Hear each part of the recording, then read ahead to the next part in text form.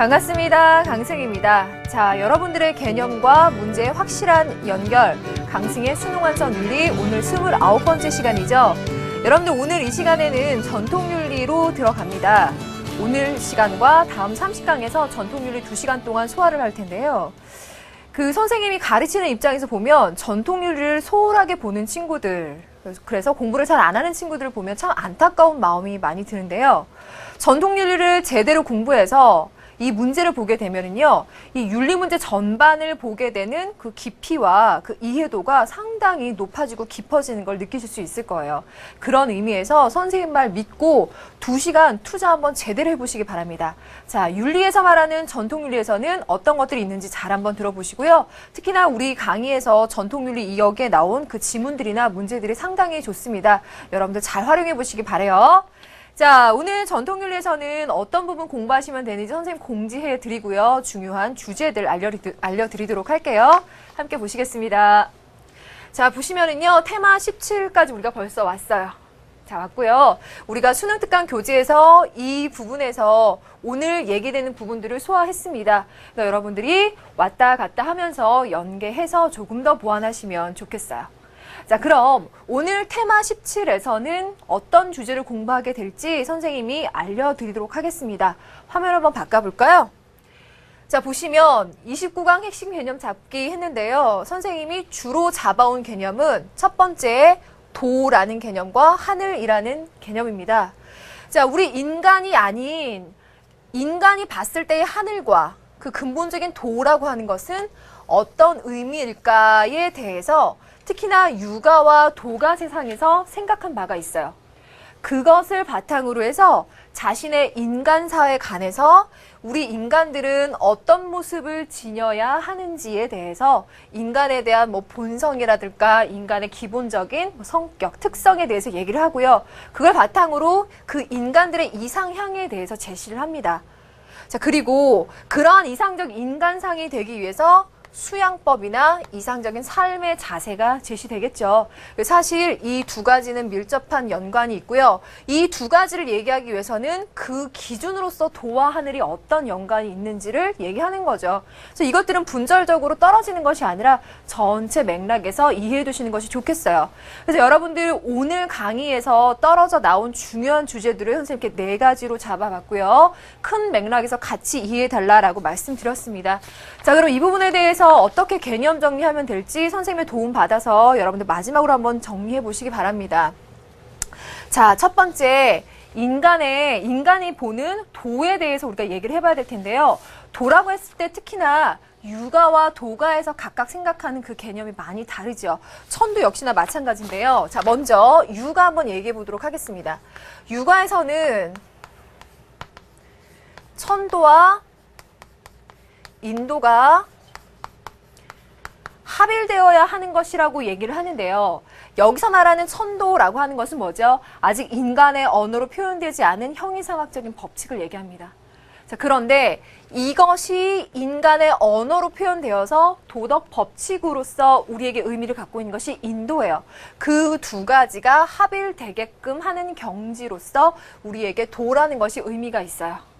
자, 그런 의미에서 천이라고 하는 것을 같은 의미에서 우리가 살펴보자면 육아에서 말하는 하늘이라고 하는 것은 인간에게 도덕적이고 윤리적인 절대적 의미를 갖고 있습니다. 자, 이러한 부분들은 육아의 경전들에서 많이 발견이 되는데요. 다 요약해서 핵심만 얘기를 해보면 우리 인간들의 본성과 혹은 이 세상 만물의 본성의 근거를 하늘에 두었다라고 볼 수 있습니다. 그래서 이 맥락을 잘 이해해 두셨다가 그 동양사상, 특히 육아사상에서 말하는 지문에서 이 부분을 잘 뽑아서 활용을 하셔야 되겠어요. 그리고 특히나 천명을 강조하는 것이 육아사상에서 특징이죠. 지금 칸이 좁아서 선생님이 다 쓰진 않겠는데요. 자, 이 부분 한번 써볼게요. 인간의 본성과 관련된다면 천성과 인성이라고 하는 것이 밀접한 관련을 갖고 있고요. 인성이 천성에 근거한다라는 의미로 여러분들이 재해석해서 머릿속에 집어넣으셔도 될 거예요. 그리고 인간에게 명령을 내리는 천명이라고 하는 것도 굉장히 많이 강조가 되고 있고요. 그리고 또 하나 만약에 우리가 육아에서 하늘을 인격적 존재다라고 표현한다면 왜 그렇게 부르죠? 이것은 다름 아니라 하늘이 인간사를 굽어보다가 인간에게 도덕적이고 절대적인 의미로서 가진 그 천도라고 하는 것을 인간들이 잘 따를 경우에는, 선한 일을 했을 경우에는 상을 줄 수 있고요. 그렇지 않은 악행을 저질렀을 때는 벌을 줄 수 있는 상선벌악의 행동을 해주기 때문에 인격적인 존재다라는 표현을 씁니다. 이걸 이해하지 않고 이것만 외웠을 때 여러분들 상당히 낯설 거예요. 잘 이해를 해주세요. 자, 그러면 도가에서 봤을 때 도와 하늘은 반면에 어떤 의미를 가지고 있을까 한번 보게 되면은요. 다른 색깔로 한번 써볼게요. 도가에서의 도는요. 우주 만물의 근본 원칙. 으로서 여러분들이 생각을 하시면 되고, 여기서 말하는 도가에서 말하는 도라고 하는 것은 인간의 언어로 표현이 되지 않죠. 인간의 언어로 표현되지 않는 자연 법칙 그대로를 말합니다. 도와 천이라고 하는 것을 같은 맥락에서 이해를 하시면 훨씬 더 좋을 텐데요. 이러한 의미에서 반대 의미로 비인격적. 인간사를 굽어보면서 상선벌악을 하는 존재로서가 아니라 그냥 그 자연 그대로의 법칙으로서의 존재가 있기 때문에 비인격적인 의미를 갖고 있다라고 우리가 해석할 수 있겠습니다. 이 부분을 여러분들이 가장 대표적으로 꼭 알아두셔야 될 거예요. 자, 그럼요. 불가에서 얘기되는 부분 없고요. 인간관과 인간상 가겠습니다. 자, 조금 빨리 한번 가볼게요. 육아에서 생각하는 이상적인 인간상 뭐가 있죠? 성인, 군자. 우리 지문들 보면 대인이라는 표현도 많이 나옵니다. 그러면 대인과 구분되는 인간상으로서 우리가 바람직하지 않은 인간상으로서 소인을 얘기하죠. 이 부분도 여러분들 전통윤리 교과서 보면 상당히 서술이 잘 되어 있어서요. 교과서 있거나 수능특강, 수능 완성 교재 있는 분들은 꼭 한번 비교해서 읽어보실 것을 선생님이 권유드려요. 자, 그리고 이러한 성인, 군자, 대인이라는 이상적인 인간상으로 도달하기 위해서 꼭 필요한 것은 사단의 보존과 확충. 꼭 사단이라고 얘기하지 않더라도 인간의 본성이 하늘에서 근거했기 때문에 그러한 천도, 천성이라고 하는 것을 잘 보존하고 확충할 것을 강조하는 것이 육아에서의 강조점입니다. 자, 그럼 도가에서는 어떤 부분을 강조하게 될까요? 도가의 이상적인 인간상, 지인, 진인, 신인, 천인. 자, 요거 외우셨죠? 이런 인간상에 도달하기 위해서는 대자연과 하나 되는 삶, 합일이라고 쓸까요? 자, 이것을 지향하고 있다. 그리고 자유로움, 외물로부터 자유로울 것을 추구한다. 라고 하는 것을 알아두시면 좋겠고요. 자, 이제 불가로 갔을 때는 이상적 인간상과 수양법이 나올 수 있죠. 어떤 것들이 나오게 될까 한번 보겠습니다. 보살. 보살이라는 인간상에 도달하기 위해서 가장 중요한 것은 우리가 얘기하는 것이 탐욕이나 집착을 버려야 한다라고 하는 관련된 여러 가지 것들, 팔정도, 바람일, 이것을 수행할 것을 얘기를 하죠. 이런 부분에 대해서는 우리가 강의 시간에 굉장히 자세하게 얘기를 많이 했었고요. 여러분들은 마지막 단계로 다시 한번 외워두는 단계다라고 여러분들 생각하시고 봐두시면 좋겠어요. 자, 그럼 여기에서 이 부분 잠깐 넣으면요. 그 불가에서 보는 인간이라고 했을 때는 원래 청정하고 불성을 가진 존재죠. 이것이 다만 탐욕이나 집착에 가려져서 인간들이 괴로운 삶을 살게 되는 것이니까 이것을 없애도록 노력을 하는 것이죠. 그래서 만약에 인간이 불성을 형성한다, 생성한다라고 표현하면 틀리게 된다라는 것들이 모의평가 나오기도 했었죠. 이런 맥락들을 잘 연결시키면 이 부분 완성 가능하실 거고요. 이러한 내용들은 윤리와 사상과 연계해서 충분히 출제 가능한 굉장히 중요한 주제입니다. 그래서 29강 와서도 선생님이 저 끝까지 놓치지 않고 이 개념 부분들을 여러분들 확인해 드리니까요. 여러분들도 선생님만큼이나 반복해서 연습을 해두시기 바래요.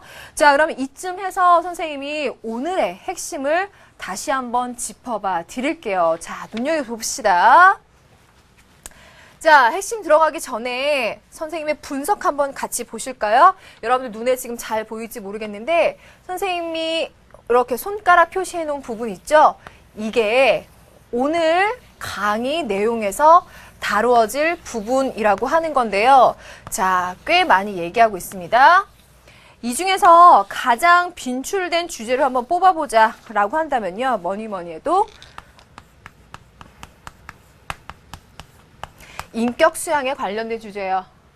인격 수양을 얘기하려면 이들이 얘기하는 이상적인 인간관이 있을 겁니다. 그 인간상,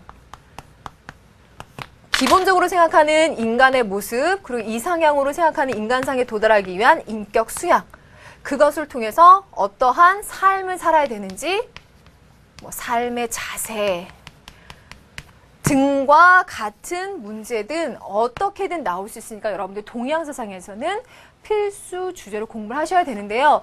이것들은 사실상 이렇게 전통윤리에서 이렇게 나오는 것들이라고 볼 수 있어요. 그래서 전통윤리에서 이 부분을 여러분들이 커버해 주셔야 되고요. 그리고 그 외에 얘기를 해보자 그러면 도리의 문화와 법의 문화 이런 것들 있죠. 이런 내용들은 우리 동양상 맨 처음 시작할 때 동양의 문화와 서양의 문화를 비교하는 것들이 있어요. 그런데 여기를 잘 보면요. 개인주의와 공동체주의의 차이점 같은 맥락을 잘 알고 계시면 은근히 문제가 잘 풀리는 고리가 있어요. 그래서 여러분들이 윤리와 사상 잘 공부하셨을 때 전통윤리와도 연결돼서 풀리는 부분이 있다라고 하는 거죠. 그리고 신유교 윤리 같은 개념도 여기서 활용이 되고는 합니다. 자, 그럼 그 외에 동학사상의 새로운 해석과 같은 것들도 출제가 된 바 있었는데요. 이런 것들은 동학, 증산교, 원불교와 같은 것들이 우리나라에서 어떠한 의미를 갖고 만들어졌는지에 대해서 전통윤리 교과서에만 나와 있어요. 이 부분이요. 그래서 이런 부분에 대해서 여러분들이 한번 읽어봐 두시면 만점 대비하시는 데 있어서 좋지 않을까라는 생각이 듭니다. 자, 그러면 오늘 주제에 관련된 것들 중에서는 이런 것들이 출제가 되었는데 가장 핵심적인 포인트는 인격 수양과 인간관이다라고 하는 것을 말씀드리고요. 자, 아까 얘기 드렸던 오늘의 핵심을 한번 짚어봐 드리겠습니다. 다들 집중하고 봐주세요. 오늘의 핵심은 선생님이 아까 말씀드렸던 4가지 주제예요. 자, 첫 번째, 인간이 생각하는 도와 하늘이라고 하는 것은 어떤 의미를 지녔는가? 그래서 유가와 불가에서 바라보는 서로 다른 의미의 하늘 혹은 그 도에 담기 위해서 인간은 어떠한 수양을 해서 이상적인 삶을 살아야 되는지에 대해서 각각 다르게 설명하고 있습니다. 이 부분을 여러분들이 구별해서 알아두시면 윤리와 사상, 전통 윤리를 통틀어서 동양 사상을 완벽하게 보완할 수 있는 중요한 주제라고 말씀드리고 싶고요. 계속 강조를 드리고 싶어요. 전통 윤리 끝까지 버리지 말고 제대로 해보세요. 자, 그래서 우리가 앞에서 윤리와 사상에서 유불도가 사상에 대해서 공부했죠. 확실히 다져놓으시고요. 오늘 문제 보시면 지문들이 상당히 난이도 있고 좋습니다. 그것들을 통해서 여러분들이 확실히 복습이 되고 깊이가 깊어지면서 이제 내가 윤리와 사상 그리고 윤리, 수능 윤리 완성이 되어 가는구나 라는 걸 느끼실 수 있을 거예요. 자, 오늘의 강조 좀 알려드렸고요. 선생님과 함께 스텝을 밟아 나가면서 이 부분에 대해서 한번 훈련을 해보도록 하지요. 자, 개념과 핵심 부분 짚어드렸고요. 선생님과 문제로 들어가서 확인해 보도록 하겠습니다. 자, 그럼 오늘의 첫 번째 문제 들어가도 되겠죠? 자, 준비되셨어요? 139쪽입니다. 139쪽에 테마 대표 문제 있습니다. 발문 한번 보세요. 수양 원칙을 따르는 사람의 특징으로 보기 어려운 것은, 그러니까 이상적인 인간상에 도달하기 위한 수양법을 소재로 지문을 만들고 있어요. 재물이나 진리를 나누어준다라고 하는 것은 보시죠. 그런데 나누어주고 나서 내가 그에게 줬었지라고 하는 생각에도 머무르지 않는 겁니다. 무주상. 생각에 머무르지 않는 보시를 하는 거. 여기에서부터 불가라는 거 잘 아실 거고요. 나머지 항목을 다 외우지는 못했어도 선생님이 이 보시라고 하는 항목은 불교에서 얼마나 중요한지 강조를 드렸던 걸 기억하는 친구들이 꼭 있기를 바래요. 자, 그럼 나머지 5항목이 먼저 한번 보도록 하겠습니다. 모든 사물의 실상이 공이다. 그것을 꿰뚫어 본다. 지혜. 진리탐구, 선행 실천을 위해서 끊임없이 노력한다 라고 하는 건 정진을 얘기합니다. 번뇌망상 모두 버리고 티없는 마음으로 삶에 든다 라고 하는 것은 선정. 고통을 겪고 화가 나더라도 인내하고 너그럽게 용서한다 라고 하는 것은 인욕입니다. 마지막 항목은 지계를 말합니다. 그럼 하나, 둘, 셋, 넷, 다섯, 여섯 가지의 바람이를 얘기하죠. 고통과 탐욕으로 얼룩진 우리의 삶에서 이것을 벗어날 수 있는 해탈로 넘어갈 수 있는 방법을 우리가 바로 육바람일이라고 얘기를 하죠. 쉽게 얘기하면 그래서 이쪽의 언덕에서 저쪽의 언덕으로 넘어가는 방법이라고 생각하시면 될 겁니다. 자, 그러면 이 방법을 얘기하는 것은 불가사상이고요. 여기다가 조금 더 확실히 하자면 대승불교에서 말하는 수양법을 생각하시면 되겠습니다. 자, 그럼 1번 선택지부터 볼까요? 모든 번뇌를 끊고 깨달음을 얻기 위해서 힘쓴다. 틀릴 부분이 없죠. 2번, 모든 중생을 구제하라는 마음을 잃어버리지 않는다. 중생 구제하려고 하는 것이 대승불교에서 지향하는 어떤 인간상? 보살. 위로는 깨달음을 구하고 아래로는 중생을 구제한다. 상구보리 하와 중생의 삶의 모습이죠. 표현 맞죠? 3번, 자신에게 집착하지 않고 남의 깨달음을 위해 봉사한다. 중생을 구제한다라는 표현과 남의 깨달음을 위해 봉사한다라고 하는 거 연결시켜 놓으세요. 같은 맥락으로서 중요한 얘기입니다. 대승불교에서. 거기에다가 자신에게 집착하지 않음을 깨달아야 하는 것 어떻습니까? 자, 여기 연결시켜서 하나 써놔도 될까요? 자, 불가에서 말했을 때는 무상, 공을 깨달음으로써 이 세상에 불변하는 실체로서 존재하는 것은 없다라는 걸 깨달아야 되죠. 나라는 것도 실체로 존재하지 않는다.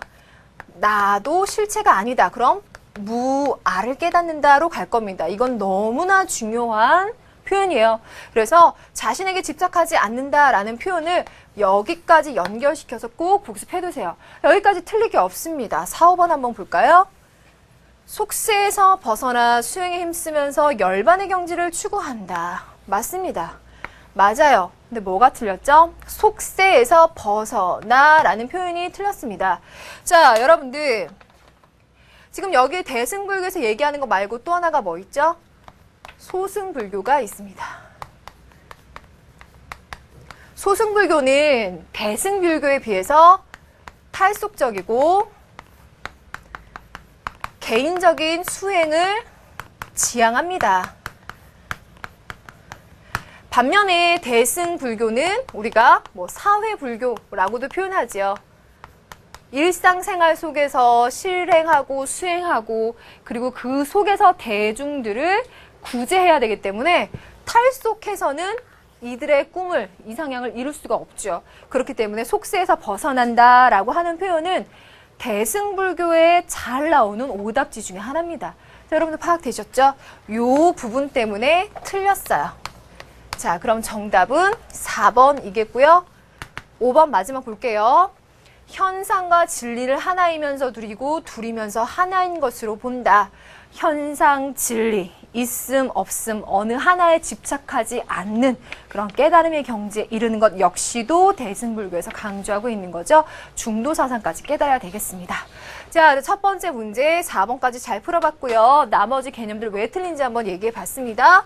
그러면 두 번째 문제, 요것을 어떻게 응용해서 볼 수 있는지 한번 볼게요. 지문은 그대로여서요. 더 언급하지 않을게요.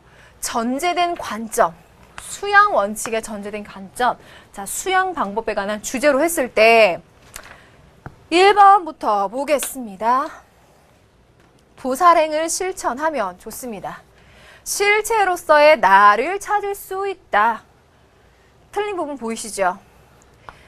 나라는 존재를 실체라고 표현하지 않습니다. 불가에서는 어떠한 존재도 실체라고 표현해서는 안 돼요. 조심해야 돼요. 왜 그럴까? 여기서 얘기하는 실체라는 표현은요, 철학적인 의미로 어떤 뜻을 갖고 있냐면요, 어떠한 변화나 어떠한 현상에도 변함없이 그대로 유지하는 것을 의미해요. 그런데 불가에서 보게 되면 무상, 같은 것은 아무것도 없지요. 그런 의미에서 보자면 실체라고 표현할 수 있는 것은 없다는 거죠. 이 표현을 조심하셔야 돼요. 이건 정말 잘 나오는 오답지. 2번, 현상과 진리는 하나이면서 둘이고 둘이면서 하나다. 앞에서 얘기했습니다. 맞다라고. 허심으로 자연의 흐름을 따라야 깨달을 수 있다. 허심으로 자연을 따라 깨달아라.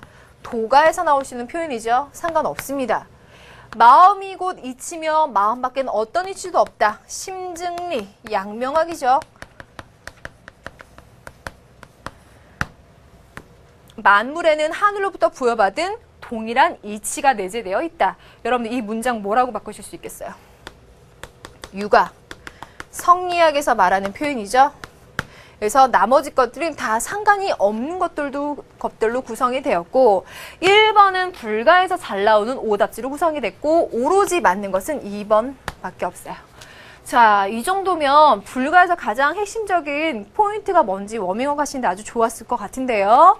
첫 번째, 불가에서 얘기하는 실체라는 개념 얼마나 조심해야 되는지, 그리고 두 번째, 대승불교를 얘기할 때 탈속적인 경향과 갖다 붙이게 되면 역시나 여러분들이 조심해야 될 요소라는 거 두 문제를 통해서 확인할 수 있었습니다. 자, 그러면 이 정도로 연습 마치고요. 수능 실전 문제 들어가겠습니다. 준비되셨죠? 140쪽 들어가요. 표는 두 문화에 대비되는 특징을 나타내는 것이다. 기억과 니은에 들어갈 적절한 내용을 바르게 짝지은 것은, 그래서 두 문화의 대표적인 특징을 나열했겠죠. 그래서 이게 전통윤리에서 잘 나오는 앞부분의 소재 중에 하나예요. 자, 이게 출제된 적도 있었던 소재인데요. 음양의 원리를 중시하고 도덕과 도리를 강조한다. 자, 두 번째하고 네 번째 항목은 일맥상통하는 경향이 있죠. 그러면서 자연과 조화된 삶을 추구하는 것은 동양 문화의 특징입니다. 반면에 서양 문화는 계약과 법률, 이성과 계약과 법률을 중시하면서 자연과 조화를 이루기보다는 지배 대상으로 생각합니다. 이분법적이거나 혹은 정복지향적이라고 표현하죠. 그러한 자연관을 형성한 특성이 있어요. 그랬을 때 각각에 대해서 적절한 내용을 바르게 짝지은 것이 무엇이냐라고 말하고 있는데요. 동양 문화에서는 공동체주의가 강하죠. 그렇기 때문에 3번에서 말하는 것처럼 자유주의적 경향이 강하다라는 표현은 틀립니다. 우선 뺄게요. 자, 그리고 서양 문화에서 봤을 때는 지금 통합적 사유를 중시한다라고 했는데 통합적 사유보다는 분석적인 사고를 하는 경향이 더 강하다라고 우리가 평가를 해요. 때문에 통합적 사유에 관한 항목을 빼주도록 하고요. 생태학적 관점을 중시한다라고 하는 것은 자연과 조화된 삶을 추구했을 때 나오는 얘기입니다. 하지만 서양 문화에서는 자연을 이용하고 정복하는 대상으로 생각했다라고 우리가 평가를 많이 하죠. 그래서 얘를 빼줘야 되겠어요. 그럼 맞는 짝이 뭐가 있죠? 정답 2번 나오네요. 동양 문화는 공동체나 집단을 훨씬 더 강조한 반면에 서양 문화에서는 개인을 강조한 문화를 형성해 왔다. 그런데 이 서양 문화 같은 경우에는 외부 지향적인 성격을 지니고 있다라고 하는 평가를 우리가 많이 합니다. 그래서 뭐 예를 들어 exit 하면은 출구라는 표현으로서 쓰이지만 한자로 그 exit을 표현할 때는 출입구, 나가고 들어오는 양 방향을 다 표현한다는 거죠.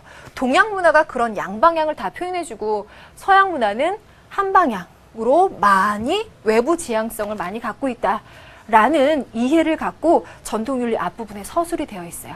그것에 관련된 문항입니다. 자, 1번 문제 이해 잘 되셨죠? 2번 문제로 넘어갈까요? 자, 2번 문제 보시면 요게 선생님이 말했었던 윤리와 사상에서 신유교 윤리나 아시아적 가치에 대해서 공부한 친구들, 그리고 개인주의와 집단주의에 관한 이해가 있는 친구들은 만약에 이런 문제가 나왔다, 그럼 득점할 수 있는 고마운 문제예요. 그렇다고 해서 문제의 질이 떨어지는 것도 아닙니다. 잘 봐두세요. 발문에서 다음의 토론에서 갑과 병이 적절한 발언을 했다고 가정했을 때 기억에 대한 설명으로 적절하지 않은 것은 이라고 표현을 했죠. 자, 이 발문이 두 부분으로 나누는데요. 갑병이 적절한 발언을 했다고 가정을 해라 라고 문구를 달아준 이유 자체가 이들의 의견 자체에 대해서 옳다 그르다라는 생각은 배제하고 맞다라고 했을 때 논리적으로 틀린 말을 찾아라 라는 의도예요. 그렇죠? 여러분들 그 부분만 해결해 주시면 돼요. 자, 그럼 어떠한 것에 대해서 얘기하고 있는지를 보면 70년대부터 80년대 동아시아 국가들의 이룬 고도 경제 성장의 주된 정신적 동력이다. 그럼 여러분들 아시아적 가치 혹은 신유교 윤리, 투에밍 교수의 신유교 윤리까지 생각해 보실 수 있을 거예요. 그랬을 때 객관적인 사실을 있는 그대로 지칭하는 것이라기보다는 유교적인 전통에 대한 특정한 관점이나 의도에 따라 구성된 개념이라고 할 수 있습니다. 라는 평을 하는 친구도 있었고요. 또 한 친구는 가족주의적인 성향이 강하기 때문에 여러 가지 문제를 초래할 위험성이 있고 실제로 그것 때문에 오히려 그 나라들의 경제 위기를 맞기도 했었다라는 평가를 빼놓지 않았습니다.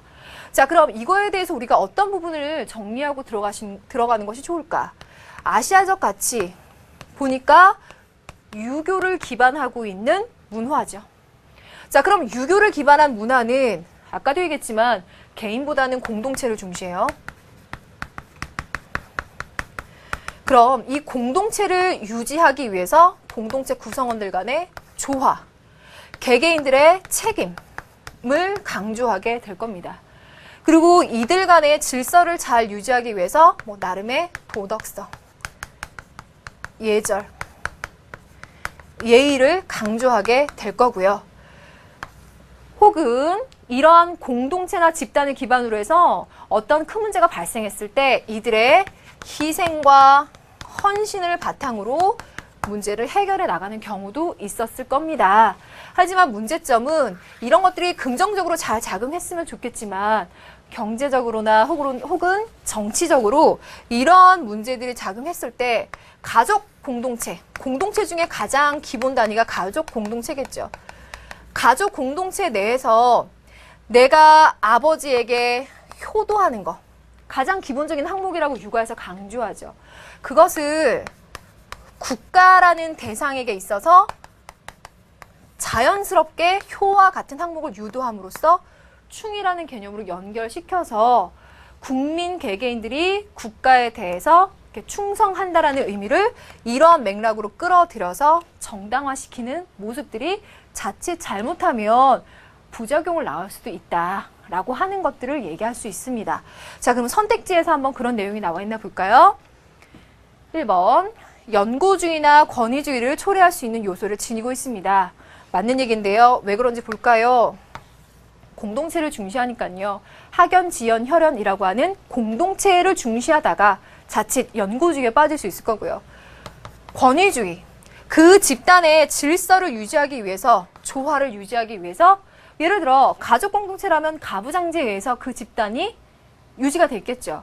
그 집단의 우두머리가 중심이 돼서 질서를 잡아주고 나머지 사람은 거기에 조화를 이루어주는 형태. 근데 그게 자칫 잘못되면 개인의 권리나 자유보다는 책임이나 권위주의적인 성향에 가리게 되는 문제점을 낳을 수도 있어요. 하나하나 다 이해를 해주시고요. 2번, 개인의 자유와 권리보다는 집단의 질서와 공동선을 중시한다. 지금 한 말이 그대로 나왔네요. 맞죠? 그럼 3, 4번 가겠습니다. 개개인의 도덕적인 수양과 사회 구성원의 협동이나 화합을 강조한다. 자, 맞는 얘기고요. 4번, 비민주적 정부의 정당성을 확보하기 위한 수단으로 이용될 수도 있다. 그것이 바로 경제적인 면에서나 정치적인 면에서 우리가 좀 객관적으로 평가해 줄 수 있는 부작용이라고 볼 수 있어요. 됐죠? 자, 그럼 5번. 인정과 의리를 중시하는 풍토를 조성하는 데 장애가 될 가능성이 있다라고 했는데요. 장애가 되겠는가? 아니죠. 인정과 의리라고 하는 것은 오히려 이런 아시아적 가치에서 공동체를 유지하는 데 있어서 이 공동체를 유지시켜주는 원동력이라고 볼 수가 있어요. 특히 뭐 한국 문화에서 정이라고 하는 건 상당히 중요하게 강조되죠. 반면에 서양 문화에서는 계약, 합리성, 법, 이것에 의해서 공동체를 유지하죠. 그래서 우리가 법대로 해라 라고 한다면 아, 이거 야박하다 라는 표현을 쓰는 것 자체가 전통적인 문화에서는 인정과 의리를 강조한 반면 이런 것들에 대해서 서양 문화의 특성이라고 우리가 생각하는 경향이 있기도 하기 때문이에요. 자, 그런 의미에서 이 2번 문제를 틀린 거 5번이라고 찾아주시면 되겠고요. 나머지 항목들 왜 틀렸는지 자세히 설명 한번 드려봤습니다. 자, 그럼 3번 넘어갈까요?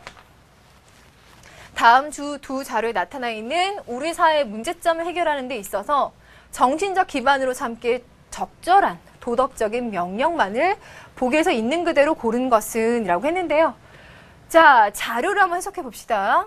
한국인은 대표적인 내부 집단인 가족에 대해서는 신뢰를 높게 보입니다. 하지만 외부 집단에 대해서는 불신하는 경우, 특히 외국인에 대해서 8.0%의 신뢰도만 보였다고 해요. 자, 그러면 이들이 생각하고 있는 집단에 대한 공동체 의식이 내 내부 집단에는 강하지만 외부 집단에 대해서는 상당히 배타적인 태도를 보인다라고 해서 배타적인 공동체 의식 혹은 뭐 폐쇄적인 공동체 의식이라고 표현을 하죠. 그러니까 우리 공동체, 우리라고 하는 개념이 좁은 거예요. 좁은 공동체 의식 이렇게도 표현을 하시면 되겠죠. 자, 이런 의미에서 봤을 때 우리나라에 지금 보니까 이주 노동자들이 굉장히 나쁜 대우를 받으며 살고 있습니다. 자, 이건 우리가 사회 문제로 많이 얘기를 하고 있는데요. 이것을 여기다 적용했을 때 어떻게 해야 되겠는가? 그래서 한번 봅시다. 기억번, 내 마음을 미루어서 남의 마음을 헤아려 보자. 역지사지. 혹은 서해 윤리의식 생각해 볼 수 있겠죠. 그러니까 내가 저 사람들이라면 차별받는 거에 대해서 얼마나 부정적으로 생각할 수밖에 없을까라는 걸 생각해 볼 수 있을 거예요. 니은번, 무아를 자각하고 바람이를 실천해라 라고 했어요. 무아. 나에 집착하지 말고 바람이를 실천함으로써 보살행, 자비, 사랑을 베푸는 거죠. 그것 역시도 필요한 항목이다 볼 수 있겠네요. 다 맞네요. 그럼 나머지 항목 볼까요? 서로 차별 없이 사랑하고 이익을 나눠라. 겸해 교리 얘기하고 있는데요. 아, 이 항목도 적절히 맞아 떨어지네요. 다 맞고요. 리을번 한번 보겠습니다. 현실에서 벗어나라. 무의 세계를 추구해라. 도가, 현학에서 나오는 얘기죠. 이것은 해결 방법으로는 상관이 없겠네요. 리을만 빼주시면 4번이 적절해요. 됐죠? 자, 그럼 다음 문제 보겠습니다.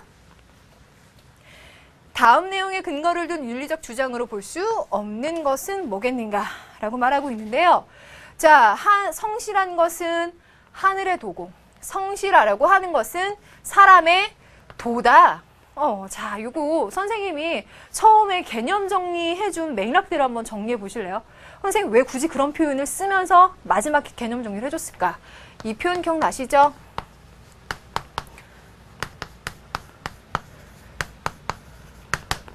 하늘의 도와 사람의 도가 일치되게끔 사람이 노력해야 된다.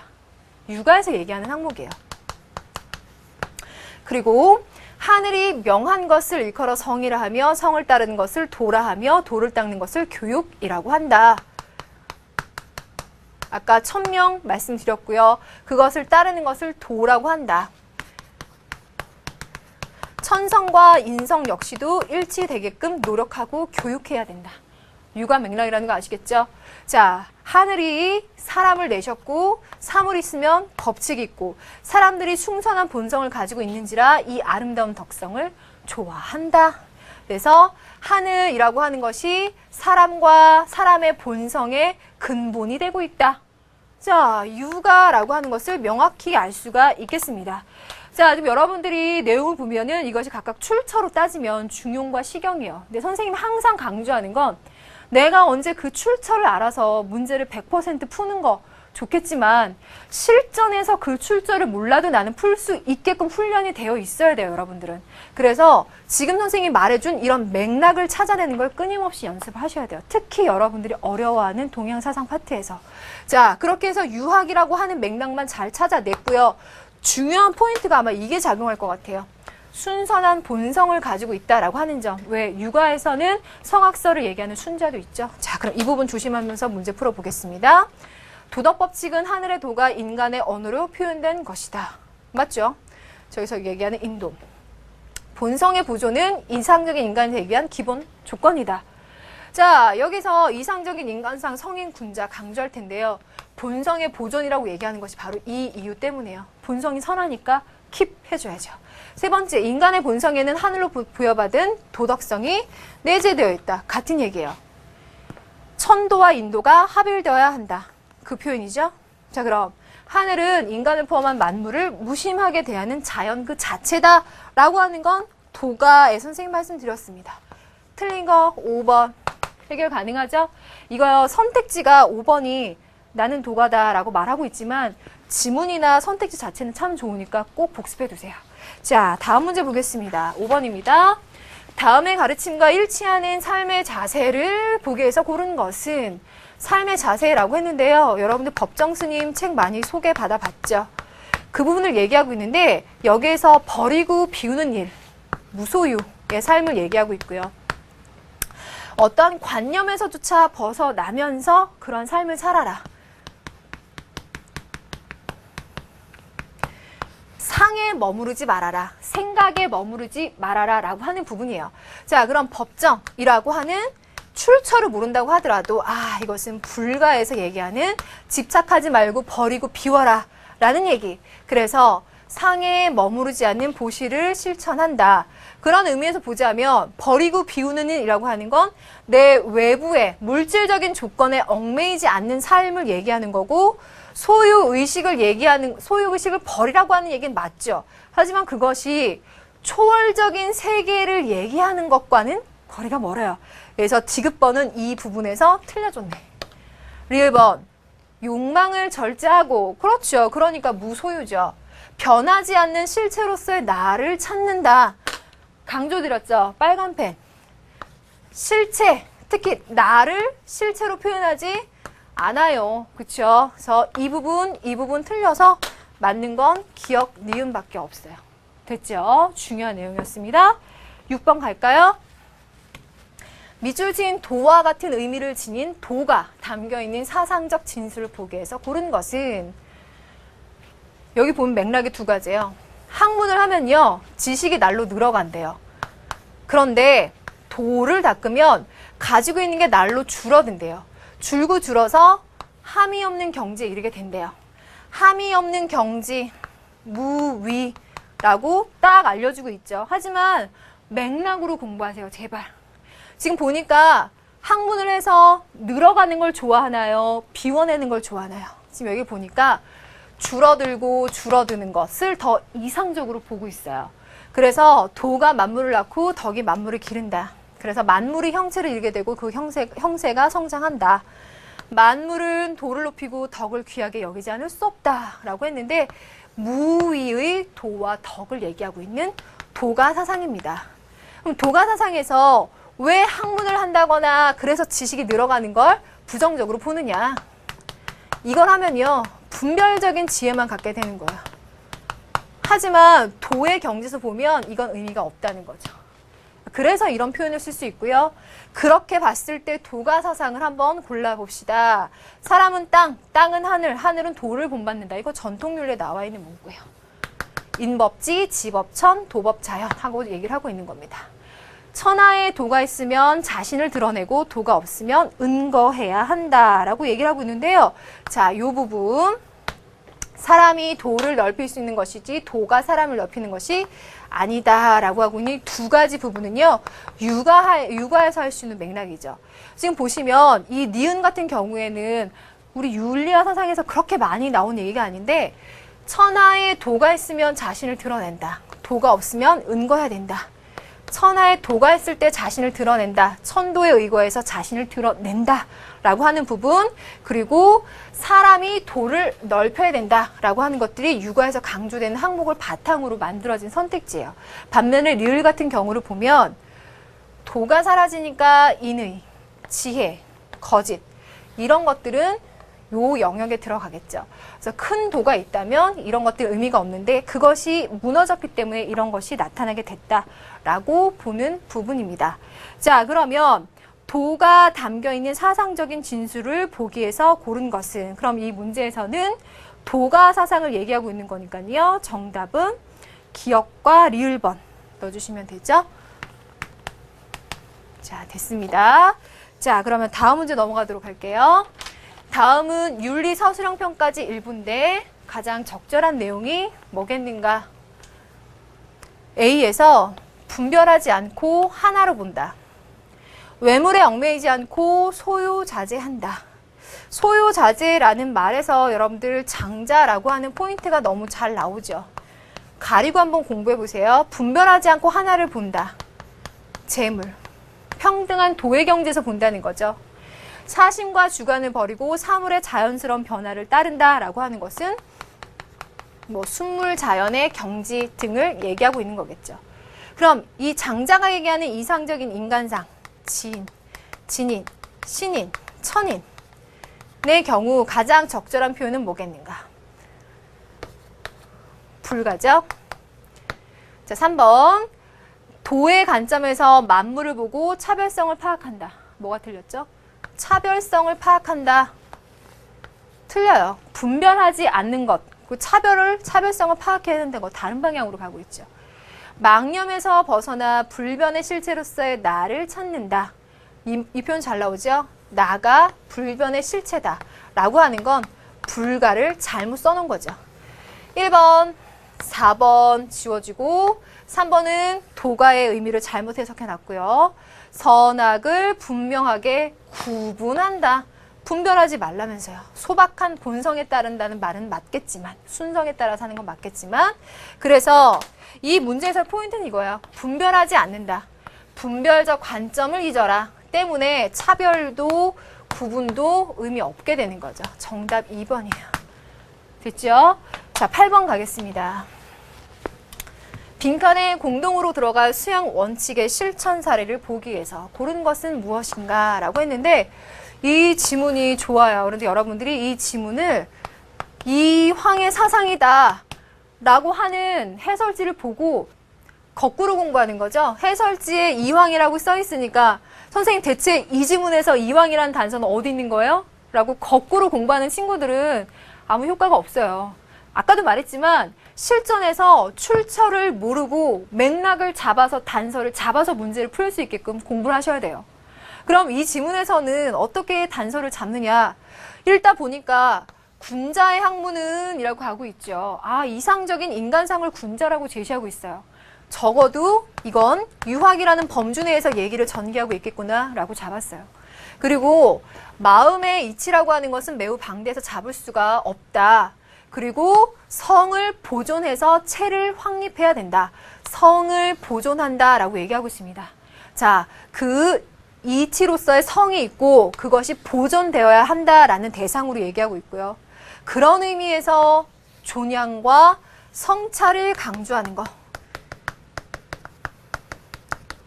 유학, 존양, 성찰, 성리학의 맥락에서 여러분들이 문제를 풀어줘도 되는데요. 좀 더 정확히 얘기를 하자면 성리학에서 얘기하고 있는 공부 중에 경이라고 하는 것과 성이라고 하는 게 있겠죠. 그랬을 때 성이라고 하는 건 거짓 없는 참된 마음을 일컫는 거고요. 그것에 가기 위한 공부가 경이라고 할 수 있어요. 그럼 이 경에 대해서 이황 선생이 뭐라고 표현을 했느냐? 무엇이라고 강조를 했느냐? 주일무적, 정제, 엄숙, 상성성. 이건 우리가 수특, 수완에서 강조 많이 했던 거죠. 옳은 일에 몰두를 하면요. 적이 없어요. 악이 스며들지 않는다는 거고요. 정제, 엄숙, 몸과 마음을 가지런히 한다는 거. 상성성, 항상 깨어서 또렷하게 한다는 의미예요.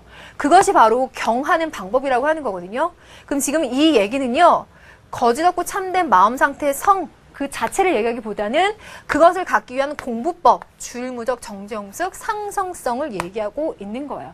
그럼 이 맥락에서 문제가 풀리는지 안 풀리는지 한번 확인해 보실래요? 선택지 보겠습니다. 주관을 모두 버리고 사물의 자연스러운 성향을 따른다. 겁먹지 말고 이거 뭐예요?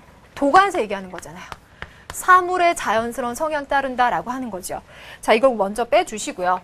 공부할 때는 항상 또렷한 정신 상태, 상성하는 거예요. 그게 바로 주일무적, 정제용, 상성성 세 번째 얘기했던 거죠. 그리고 정신을 집중해서 집중, 주일 하는 거죠. 그럼 무적이 되는 거예요. 그런데 문제가 뭡니까? 12선악을 분별하려는 마음을 없앤다?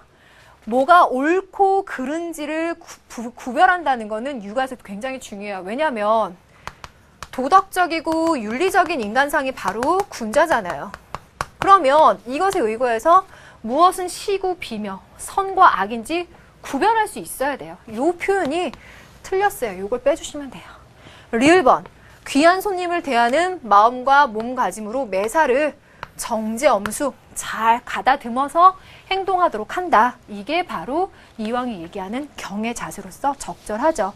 그러니까 여러분들이 정확하게 이 지문 보고서 이왕이라는 거 복습해 두시면 더욱 좋고요. 만약에 이게 실전이라면 이라는 생각을 했을 때 유학의 테두리 내에서 이 문제가 어떻게 풀려가는지 훈련을 해두시는 것이 상당히 중요합니다. 자, 그럼 요거 바탕으로 고득점 문제 4개 한번 신속하게 풀어보도록 할게요. 자, 첫 번째 문제, 다음 내용의 근거를 둔 주장으로 가장 적절한 것은 이라고 하는데, 아까 선생님이 말씀드렸던 그 얘기네요. 엑싯과 출입구의 차이, 엘리베이터와 승강기의 차이라고 해서 서양인들이 갖고 있는 한방향 지향적인 거, 외부 지향적인 거, 반면에 통합적인 사고로 하는 동향, 요 얘기하고 있고요. 남원에서는 시골 사는 우리 노인들이 서울 구경을 오면은요, 남산에 제일 먼저 가서 크게 한번 보고 그리고 그 거리로 들어간다는 거죠. 반면에 서양 사람들은 바로 좁은 데 하나하나 들어가 본다는 거예요. 그 의식 차이, 문화 차이가 어디서 나오겠는가? 그럼 이 문제는 동서양의 문화, 가치관 차이를 물어보는 문제겠습니다. 그럼 선택지 바로 들어가도 되겠죠? 서양 문화에는 인간과 자연의 공생을 추구하는 경향, 이것은 오히려 동양 문화적인 특징입니다. 우리 문화에는 사물의 양면을 조화롭게 관망하려는 경향, 산에 먼저 올라가서 다 본다. 출입, 양방향을 다 본다. 라는 이게 정답이죠. 우리 문화에는 인간과 자연을 별개의 실체로 간주한다. 이건 서양 문화의 특성이라고 우리가 많이 얘기해요. 서양인들은 통합적이고 연역적으로 사용하는 경향, 이거는 동양적인 사고, 이것은 서양적인 사고라고 얘기를 해요. 그래서 이 나머지 것들은 이렇게 정답으로 잡아서 복습해 두시면 좋겠어요. 자, 그러면 2번 문제 가보도록 하겠습니다. 가를 주장한 사상가가 나에 밑주친 그에 대해 제시할 수 있는 견해. 자, 보니까 성인 어디지? 내가 인위적으로 하는 것이 없으니 너무 고맙죠. 무위. 왜 도가겠네요. 더 읽어요. 저절로 백성들이 저절로 자연. 여기다 쓰는 게 좋겠죠? 자연. 저절로 바르게 된다. 내가 아무것도 욕심내지 않으니 저절로 소박하게 된다. 라고 해서 무욕과 소박이라고 하는 자연의 덕을 따르는 거 강조하는 거. 도가가 맞구나. 그럼 도가에서 봤을 때 나번 그는 의에 밝고 소인은 리에 밝다. 소인과 대비되는 그는 대인이겠죠. 그는 덕을 생각하고 법도를 생각하지만 소인은 땅과 재물의 이용을 생각한다. 그래서 군자, 대인 같은 사람은 섬기기는 쉬워도 기쁘게 하기는 어려워요. 도로서 기쁘게 하지 않으면 기뻐하지 않기 때문에 어렵다는 거예요. 반면에 소인은 물질적인 거 좋아하죠. 리를 좋아하니까 기쁘게 해주긴 쉬운 거예요. 그렇게 대인과 소인을 구분해서 말하는 것은 육아죠. 그럼 도가에서 육아의 이상적인 인간상, 군자, 대인에 대해서 얘기할 때 뭐라고 평가할 것인가? 아마도 이 점에 포인트가 있겠죠. 한번 선택지 볼까요? 무위자연의 도를 따르는 지극한 사람이다. 이건 도가에서 얘기하는 이상적 인간상이네요. 무차별적인 사랑이 진정한 사랑임을 깨닫지 못하는 사람이다 라고 하는 건 무가에서 겸해를 들어서 말을 풀어갈 때 쓸 말이죠. 상관이 없어요.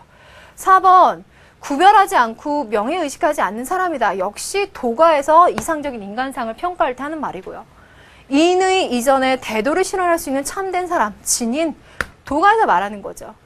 관건은 도가에서 유가의 인간상을 봤을 때 아무리 훌륭한 사람이라고 너희들이 말하긴 해도 그건 무위지치라는 궁극의 도에는 이르지 못한다 라는 평가를 할 거라는 거예요. 되셨죠? 자, 그러면 3번 넘어가 보도록 하겠습니다. 도가 하나를 낳고 하나가 둘을 낳으며 둘이 셋을 낳고 셋이 만물을 낳는다. 노자가 한 말이죠. 도는 실상이 있고 확실성도 있다. 그러나 의식적으로 힘을 들여서 함이 없고 나타남도 없다. 전할 수는 있어도 물건처럼 받을 수는 없다. 장자가 한 얘기인데요. 이 두 가지의 맥락은 공통적으로 도가의 맥락에서 무위자연이라고 하는 도의 경지를 파악해내시면 문제 잘 푸실 수 있어요. 답은 도란 잠시도 내 몸 떠날 수 없다. 그러므로 나왔네요. 군자는 남이 보지 않는 곳에서도 잘못할까 삼가고 조심해야 된다 라고 하는 것은 중용에서 나오는 표현이에요. 유교의 의미죠.